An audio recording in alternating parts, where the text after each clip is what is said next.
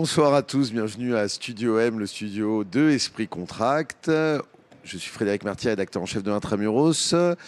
C'est notre deuxième journée ici à Esprit Contract et j'ai le plaisir de recevoir Arthur Gaudens, cofondateur de Polymère. Polymère qui est un jeune éditeur d'une chaise monomatière en plastique recyclé, mais tu vas nous en parler en détail et beaucoup mieux. Comment ça vous est venu l'idée de proposer une chaise finalement? Ça aurait dû exister depuis longtemps, quand on la voit. Ouais, c'est un peu ça l'idée. Moi, là-bas, je suis architecte, donc j'ai pas mal prescrit de mobilier. J'étais de l'autre côté du contract. Et je trouvais que sur le durable, il y avait un manque sur deux sujets. Une partie qui était côté esthétique, de se dire qu'il faut arriver à proposer des produits qui sont réellement durables, mais qui n'en ont pas forcément la tronche, parce que du coup, ça permet de convaincre les gens qui ne sont pas convaincus, et c'est souvent eux qui font la différence. Et après, ce côté monomatière et kit, c'était un peu l'idée de pousser la réflexion jusqu'au max et de se dire qu'est-ce qu'on peut faire avec du plastique recyclé ? Est-ce qu'on peut aller au bout du sujet ? Et en fait, le monomatière dans le plastique, c'est un vrai sujet au niveau des problèmes de tri. Parce que du coup, on a déjà plusieurs types de plastique, mais il y a aussi, on met des inserts en acier, des pieds en bois, des choses comme ça. Et ça, quand ça arrive en phase de tri, ça rend la chaîne extrêmement complexe. C'est pour ça qu'on a du mal aussi à aller sur ces chaînes-là, à faire fonctionner ces centres de tri. Donc c'était l'idée d'arriver à faire un manifeste qui puisse parler de lui-même et puis nous permettre de garantir la durabilité. Parce que le kit, ça permet aussi de dire on n'est pas infaillible, mais s'il y a une pièce qui casse, nous on ne veut pas qu'elle parte à la benne. Donc une pièce qui casse, c'est une pièce qui est recyclée. Elle est composée de combien de pièces cette chaise ? Alors elle est composée de, on va dire, 4 grandes pièces. C'est une chaise tripode qui hérite un peu de la tradition des dining chairs des années 50-60. Donc chaise à 3 pieds, donc 3 pieds, une assise, et puis après on rajoute 3 vis. Pour 3 avec un grosses tournevis vis qui est intégré d'ailleurs, qui est sous l'assise. C'est ça, on a l'outil qui est intégré sous l'assise, parce que le problème en fait de la visserie en plastique, c'est que tu vas avoir tendance à casser tes pas de vis si tu n'as pas l'outil approprié. Donc tout l'intérêt d'avoir l'outil sous l'assise. C'est une chaise qui est à la fin d'un cycle, finalement, parce qu'elle est complètement recyclée, elle est complètement recyclable aussi. Elle est garantie à vie. Ouais, on la garantit à vie. Alors l'idée, c'est pas du tout de dire qu'on est infaillible, surtout qu'on a une jeune marque.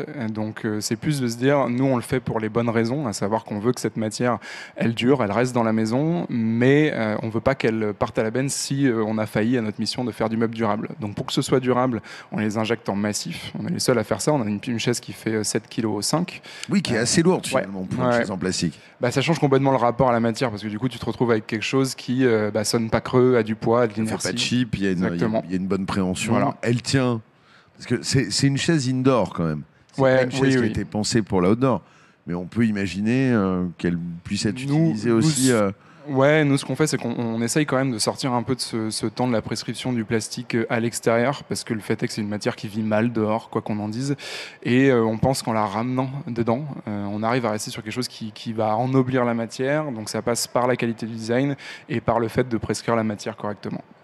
Nous, on vous avait découvert chez Intramuros, je crois que tu me le disais, on était les premiers à parler de vous. C'était en avril de cette année, donc juste avant le Salonnet des Mobilets.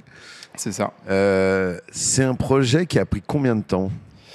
C'est un projet qui a été très long à monter, déjà parce qu'on n'a pas forcément d'expérience, on est deux frères assez complémentaires. Moi je suis designer et Léo est sur la partie développement commercial, mais ça a été assez long à monter parce qu'on n'avait pas d'expérience ni dans l'industrie ni dans le plastique, et c'est des métiers qui sont vachement complexes.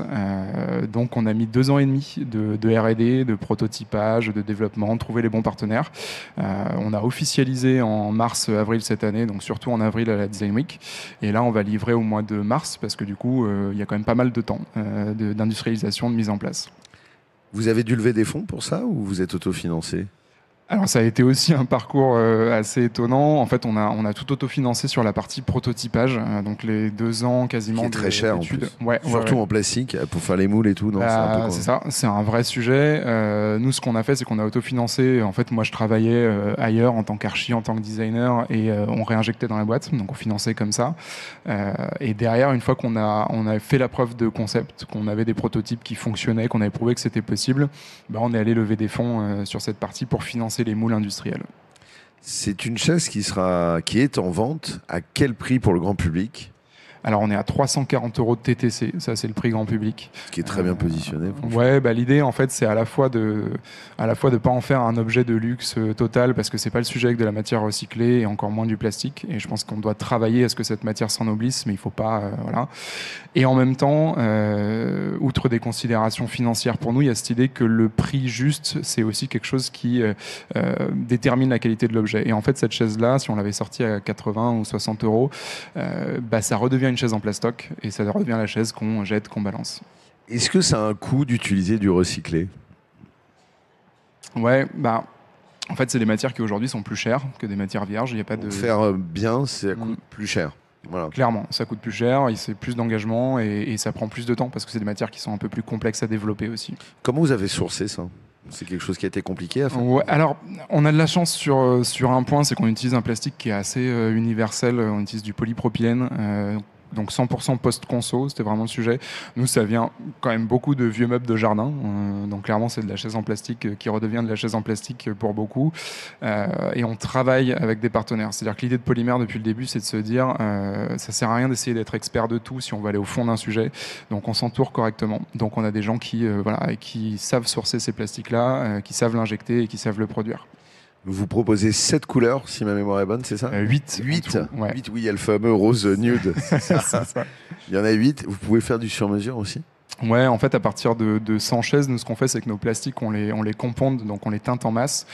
Donc à partir teinté dans la masse, c'est pas peint. Non, pas du tout. C'est vraiment la matière telle quelle. On rajoute juste des pigments, une matière de base qui est un peu gris-blanche, quoi. Et du coup, à partir de 100 chaises, bah, ça veut dire qu'on est capable de faire de la couleur sur mesure orale spécifique. Il y a un peu de temps de développement, mais ça permet aussi à l'objet d'identifier des marques, de passer un peu plus loin dans le domaine notamment du contract. Et ça, c'est intéressant. Mais il y a toute une réflexion extrêmement vertueuse, parce que quand tu dis c'est en kit parce qu'aussi ça permet de la transporter dans un pack qui va être, on parlait de packaging hier avec Sébastien Servère justement, dans un packaging qui va être relativement plat. Ouais. Ça fait des économies en termes de transport. Ça fait beaucoup d'économies en termes de transport. Elle est quand même assez lourde, donc il faut essayer qu'en plus ça prenne pas trop de place. Exactement. Bah, en termes de réparabilité, tu peux changer les pièces. C'est vraiment ça, parce que tout ce cercle-là, alors quand tu fais de l'éco-conception, il y a toujours un truc il y a un moment donné où il y a des choix qui vont aller au détriment d'autres. Et c'est à toi de savoir ce que tu valorises. Nous, typiquement, le poids de la chaise, c'est quelque chose qui n'est pas le mieux en termes d'éco-conception, parce que le flat pack, c'est vachement bien. Mais une chaise plus lourde, c'est une chaise qui consomme plus de CO2 pour la transporter. Par contre, nous, on part du principe qu'une chaise qui a vraiment du poids et de l'inertie, c'est une chaise qui est plus solide, qui dure plus longtemps et qui fait plus qualitative. Donc, on a envie de garder. Et surtout que nous, notre focus, c'était le recyclage du plastique. Donc en fait, faire une chaise de 7,5 kg versus une chaise de 2,3 kg, nous, à chaque chaise, on recycle beaucoup de plastique. Et ça nous parle aussi parce que ça nous permet d'avoir des métriques qui font qu'on se positionne sur du tonnage assez rapidement. Alors là, vous commencez la commercialisation, c'est une toute jeune aventure. C'est votre troisième temps fort de salon, je pense, puisque ça a commencé à Milan. Ouais, mais à Milan, c'était même pas vraiment salon parce que c'était le tout début. Donc à Milan, on a présenté un prototype. C'est un proto déjà. Ouais. Encore. Ouais, c'est ça. Bah, maintenant, c'est nos premières sorties de moules qu'on a. C'est juste qu'on fait de l'ajustement sur les moules et de la mise au point. Ça prend du temps en industrie. Mais les moules sont là, les pièces tournent, le concept est validé. Mais à Milan, c'était vraiment du prototype. Et donc notre premier vrai gros temps fort salon, ça a été Maison et Objets. Et puis après, on a décliné jusqu'ici. Est-ce que vous avez déjà des objectifs? J'imagine que oui, en termes de volume pour 2025. Ouais, pour 2025, l'objectif, c'est de passer entre 600 et 1000 chaises, voilà, qui, de nos petits bras il y a quelques mois paraissaient déjà très ambitieux. Et en fait, il y a une très bonne réception sur les salons. Donc, c'est des volumes qui paraissent assez facilement atteignables aujourd'hui. Parce qu'il y a un engouement sur le projet, parce qu'on sent qu'on amène quelque chose de nouveau. Et du coup, voilà, la réponse est là, en tout cas pour l'instant. Et c'est une chaise en termes d'usage. On revient toujours aux usages. Tu en parlais hier avec Frédéric Sofiac, le designer qui était avec nous hier pour un talk. Vous vous êtes croisés, vous parliez usage, vous avez parlé poids notamment par rapport à une chaise en alu qu'on connaît bien qui fait 2,5 kg, je crois. Ouais, c'est ça. Pour revenir aux usages, c'est hyper large. parce que c'est une chaise qui peut être dans une chambre, c'est une chaise qui peut être un bureau, c'est une chaise qui peut être dans des lobbies d'hôtel, dans des salles de réunion. Est-ce que vous avez un secteur de prédilection dans le contract où vous mettez le paquet, ou alors vous êtes très généraliste? Bah, justement, je pense que le truc, on en a parlé un peu hier après le débat, notamment avec Frédéric Sophia et toi, sur ce sujet de notre génération. Je pense qu'on a tendance à plus penser usage que secteur. Et du coup, sur le contract, nous, on essaye en ce moment de vraiment la prescrire correctement. Donc, on la prescrit pas là où elle a rien à faire. C'est pas une chaise de réfectoire. Elle est trop lourde, elle est pas pratique pour ça, elle est pas stackable. Par contre, elle est vachement versatile.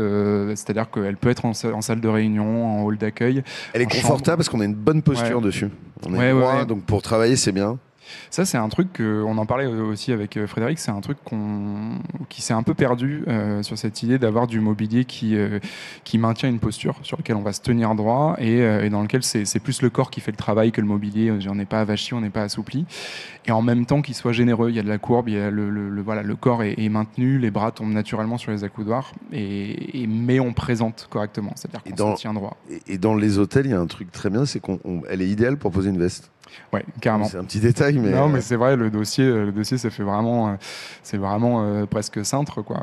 Il y a une chaise de Danz Wegner qui est la Valette Cher, qui est un truc, voilà, qui moi, il y a un peu un de mes monuments. Et c'est vrai que cette idée, voilà, d'une chaise qui fait porte-manteau, une chaise de chambre, une vraie chaise de chambre, sans que ce soit aussi jusqu'au boutiste que la Valette, il y a un truc assez intéressant là-dedans. J'aime beaucoup. Ouais. Si on veut commander la chaise, comment fait-on quand on est un particulier? Alors, un professionnel, on vient sur Esprit Contract, évidemment, au premier étage du pavillon 1, et on vous rencontre jusqu'à mardi. C'est ça. Et quand on est un particulier, on l'achète comment? Alors, elle est disponible en direct sur notre site. Ce qui est intéressant sur le site, c'est qu'on a un configurateur, parce que vu qu'on fait du kit, en fait, on peut choisir la couleur de chaque pièce. Ça permet aussi. Il y en a une qui est très chouette avec des couleurs Mondrian. Ouais, je crois qu'on voit derrière. Ouais, c'est ça, on la voit derrière là. Et ouais, donc en fait, ça permet aussi de ramener de l'attachement là-dedans, et elle est commandable du coup avec le configurateur sur le site. Et on a un seul point de vente en physique partout, qui est la boutique du Centre Pompidou, voilà, qui nous a fait l'honneur de prendre ce meuble en précommande, puisqu'on livre du coup pas tout de suite. Vous pouvez acheter Intramuros aussi d'ailleurs. C'est décidément une belle adresse. Clairement. Auto-promo. On aime. Bon ben voilà. Et merci beaucoup Arthur. Merci en tout cas, beaucoup, vraiment, nous c'est un projet qu'on aime beaucoup. Je savais pas que vous étiez sur Esprit Contract. Oui, c'est vrai. Jusqu'au moment où je t'ai appelé, où on s'est écrit pour faire cet échange. Donc bravo à vous. On vous souhaite le meilleur, et puis j'espère qu'on pourra en reparler bientôt et voir avec grand plaisir, les premiers résultats et puis le succès dont je ne doute pas. Merci à très bientôt. Beaucoup. Merci beaucoup. Je vous retrouve demain à 18h30 où j'échangerai avec Karine Journeau de la compagnie de Falsbourg, promoteur immobilier dans le domaine du retail, de l'hôtellerie, dans plein de secteurs qui bougent beaucoup. Je vous souhaite une très bonne soirée et à demain sur Esprit Contract.